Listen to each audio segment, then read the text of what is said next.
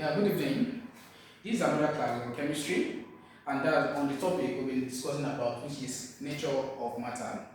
First and foremost, I think I should just apologize regards making the video in the evening time. So I would have done that, but due to some schedule I was into, so I was unable to do it in a broad light. So this is evening time. Sorry for that.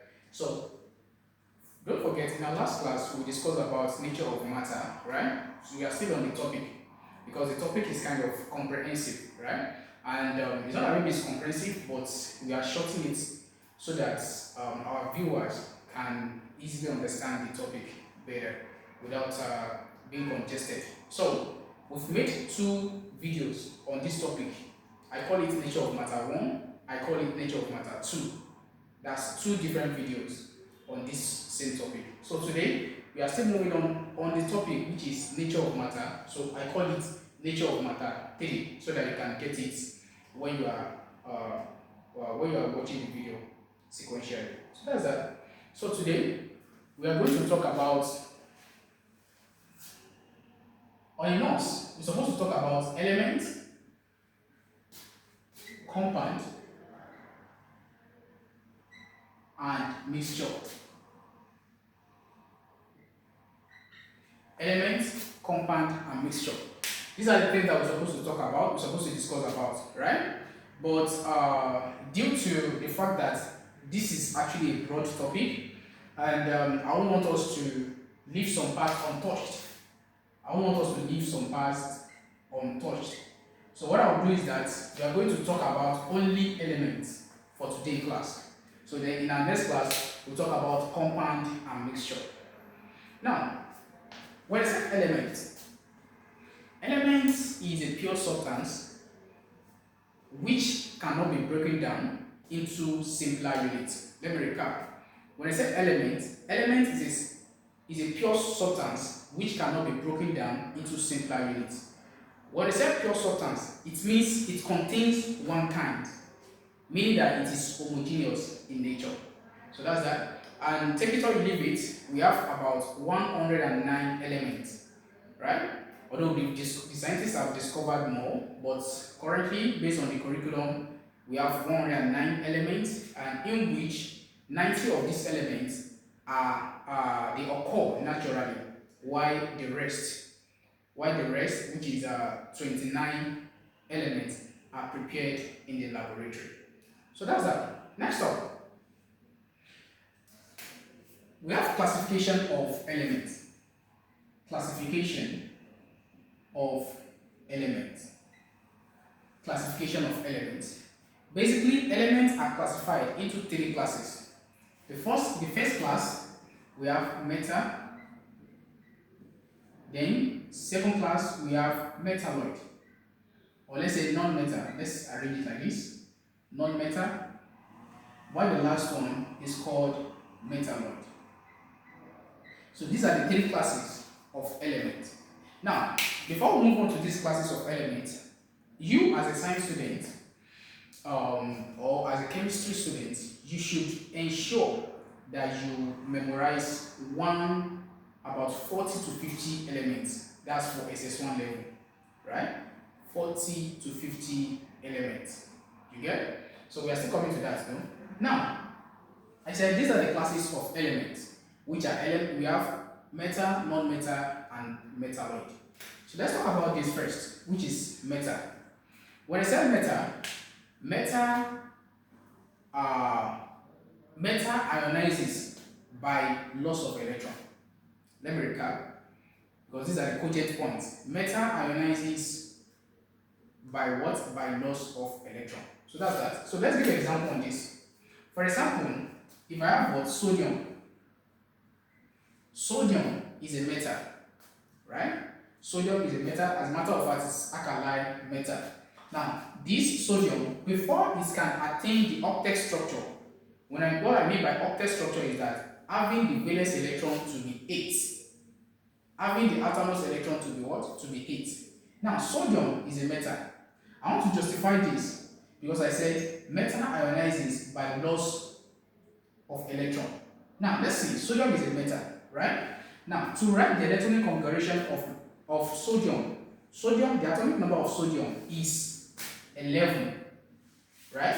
So to write the electronic configuration of sodium, that's what 281, meaning that the valence electron is what? Is 1. Now, for sodium to be fully ionized, that means it has, don't forget, fully ionized or attain the octet structure, meaning that it will have the valence electron to be what? To be 8. It will have the outermost electron, sorry, to be what? To be 8. So how do we accomplish this? It's by losing this one electron. For sodium to lose this what? One electron before it can be fully ionized. Now, for this now, so far this is the electronic configuration, which is 281, meaning that for sodium to attain the octet structure, it has to lose what? This one electron. You get it? Now, writing the what? The half equation, this will now be what? Sodium losing one electron to become what? To become Na plus, to give this a ion. Meaning that sodium is losing one electron when it's what? When it's fully ionized. So let's take another example. Another one, if I have what? We have magnesium, for example. Magnesium, right? Magnesium, the atomic number of magnesium is 12, right? To write the electronic configuration, that will be what? 282, right? Make it 12. 2 plus 8, that's 10, plus 2, that's what? That's 12. 282. Now, what do you notice? The valence electron is what? Is 2. For magnesium to be fully ionized, meaning he has to give off, he has to lose this what? These 2 electrons, right? To become fully ionized. What will happen? To write the half equation, that will be Mg plus 2 electron loss to become what? Mg2 plus. So this is what? This is the equation showing or justifying that metal loses electron to become fully ionized. So that's that. Next up, let's talk about non-metal. When I say non-metal, they ionize by electron gain. Please, those 2 words is very, very cogent. I said metal what? They ionize by loss, by what? By losing electron. Why non-metal? They what? They ionize by gaining electron. So how does this happen? Before non-metal can be fully ionized or can attain the octet or duplet structure, meaning that having the atom's electron to be 8, they have to what? They have to gain electron. Let's justify this. Now, for example, chlorine. Chlorine is what? Is non-metal, right? Now, the atomic number is what? Is 17. To write the electronic configuration of chlorine, that will be what? 287, meaning 17, right? Aha. Now, if you now look at it, the valence electron is what? The atom's electron is what? Is 1. Why is the valence electron is 1? Because we said before they can attain the octet or duplet structure, they must have what? They must gain electron. Now, for this 7 to become 8, that means it needs 1 electron from other elements. So that 1 electron that it needs is the what? Is the valence electron. Do you get? Meaning that chlorine has to gain 1 electron before it can attain the octet structure or before it can be fully ionized. So how will I put it on? I'll say chlorine to become this now, right? It has to what? It has to gain 1 electron. So 1 electron has to be gained before it can be what? It can be fully ionized. So let's give another example. Let's say we have what? We have oxygen, for example. Oxygen. Oxygen is also a non-metal, right? The atomic number of what? Of oxygen is 8, right? To write the electronic configuration, that will be what? 26 to make it 8. So meaning that for oxygen to be fully ionized, it needs how many electrons? That's 2 electrons. So that 2 electron is what? Is the valence electron. That's minus 2. So meaning that it has to gain 2 electrons before the atom's electron become what? Become 8. Before it can be fully ionized. So how will it happen? That's what? That will be O2 minus, right? Gaining what? Gaining 2 electron plus 2 electron gain. So this is a perfect equation that justifies that non-metal they ionize by what? By gain of electron. So that's that. Next up.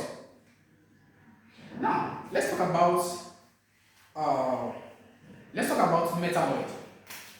When they say metalloid, metalloids share the characteristics of both metal and non-metal. That is, in a nutshell, they partially ionize. They are partially ionized, right? So when it comes to what? When it comes to metalloid, they are partially ionized. And let's say they share, I told that they also share the characteristics of what? Of both metal and non-metal. Right? Aha. So, for example, let me give an example. We know that metal can conduct electricity, right? Why non-metal cannot conduct electricity? Right? In terms of metalloid, metalloid can conduct electricity in a slight way. They can conduct no or in a slight way. So that's why I say that they share what? The characteristics of what? Of both metal and non-metal. Not only that, we have other measures applied to what? To metalloid. But in a nutshell, metalloids share the characteristics of both metal and non-metal. So examples like silicon. Silicon is an example of what? Of elements that is metalloid. So that's it. That are metalloid, I mean. Now let's talk about the comparison between metal and non-metal. The comparison between metal and non-metal. Now, we have a lot of differences between metal and non-metal, but we are going to mention few of it. The first one, we said metal ionizes by loss of electron. It's another difference. Metal ionizes by loss of electron, while non-metal ionizes by gain of electron. That's one difference.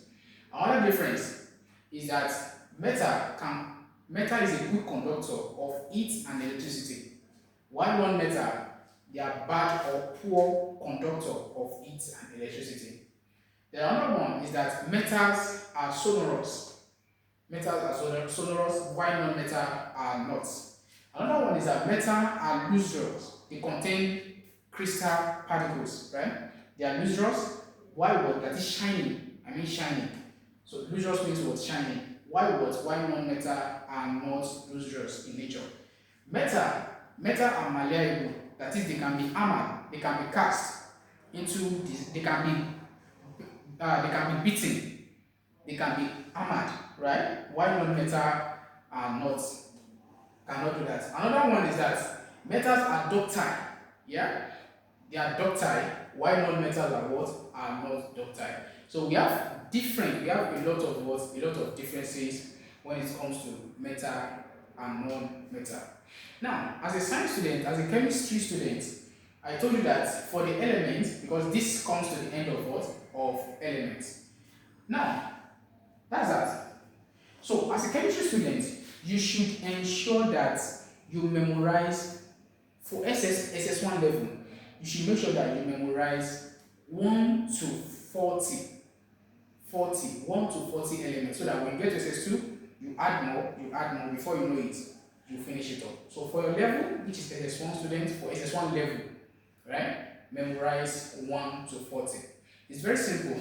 You can use what? You can use sum to decode it. Or you use what? You use acronyms to decode it, right? So that's that. Now, let's talk about another thing before we end elements. Let's talk about the what do you call it? Some basic things, which are atomic number and atomic mass. Atomic mass and atomic number. Atomic number, then atomic mass. Now, when they say atomic number is the number of protons present in the nucleus of an atom. While what? While mass number is the number of proton and neutron in the nucleus of an atom. Right? So that's that. Now, let's now talk about this. When I say atomic number, it's actually it is arranged. The atomic number of an element are arranged elements are arranged according to atomic number. Meaning that the way elements are arranged in the periodic table is based on atomic number. For For example, if I said hydrogen, what is the atomic number of hydrogen? Hydrogen is 1. That's the first element on the periodic table. The atomic number is 1. If I ask, what is the atomic number of carbon?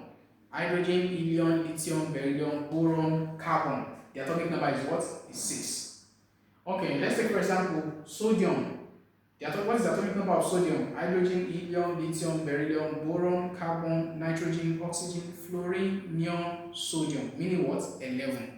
So the way they are being arranged in the periodic table is based on what? Is based on the atomic number. So when they said what's also element, what's the atomic number of so element? If you know how they are being arranged sequentially, you'll be able to what? To get the atomic number directly. Now, why the mass number? The atomic mass is based, we said, is the number of proton and neutron present in the nucleus of an atom, right? Aha. So to get let me say in a simple way to get the atomic mass of a particular element is by timesing the number of atomic number in two times. In two places, like timesing the atomic number by 2 to get the mass number. But there are some cases that it doesn't work like that. That's just locally to be very simple for the students. That's why I'm bringing this. But in some cases it doesn't work like that. Which case, like sodium has the mass number to be 23. Don't forget the atomic number is 22. If I said times it by 2, it should be 22. But it's wrong. The mass number is what? Is 23. Why is it like that? Because sodium is highly electropositive. It's an highly electropositive element, right? So, and also in case of chlorine, right? Chlorine is 17. If you times it by 2, that's 34. But it's not. It's 35.5. Why? Because chlorine is what? Is highly electronegative in nature, right? So that's that. But all others and some other ones like that. But basically, majorly to get the atomic mass of what? Of an element is by timesing the atomic number by 2. Do you get? So that's that. But that's for local extraction. For local extraction. So there's another way to calculate it, but to calculate it whereby you get the atomic mass. But I'm teaching you this so that it will be easy for you to extract. What is the atomic number of sodium? 11. What is the atomic mass? You times it by 2. But don't forget, in the presence of sodium, it is not 22. It will be what? 23. But all others, okay, like neon. What is the atomic number? 10. What is the mass number? 20. Nitrogen. What is the atomic number? 7. What is the atomic mass? 14. Like that. Oxygen. What is the atomic number? 8. What is the mass number? 16. So it is very easy to extract like that. But there's other way, using calculation aspect to derive that. But that's the local means of extracting it, in which is very, very fast.